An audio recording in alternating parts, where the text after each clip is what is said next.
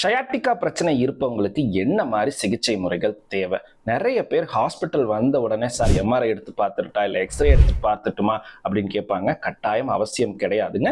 Clinical testing மூலியமாகவே நம்மளால் ஓரளவுக்கு டயக்னோஸ் பண்ண முடியும். அதுக்கப்புறம் நீங்கள் ஒரு வாரத்துக்கு ரெஸ்ட் எடுக்கணும். போதுமான அளவுக்கு ஸ்ட்ரெச்சிங் எக்ஸசைசஸ், அது மட்டும் இல்லாமல் பெயின் கில்லர்ஸ் இல்லை மசில் ரிலாக்ஸன்ஸ் எடுக்கிற மாதிரி இருக்குங்க. ஒரு வாரம் கழித்து ரிவ்யூ பண்ணுறப்ப பெயின் ரிலீஃப் நல்லா இருக்குது அப்படின்னா உங்களுக்கு எக்ஸசைசஸ் கொஞ்சம் மெடிசின்ஸ் கம்மி பண்ணாலே போதுமானது தாங்க.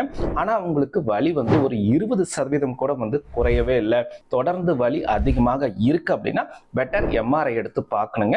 அதுல டிஸ்க் பல்ஜ் இருந்தா உடனே சர்ஜரி பண்ணணுமான்னு கேட்டீங்கன்னா அவசியம் கிடையாதுங்க.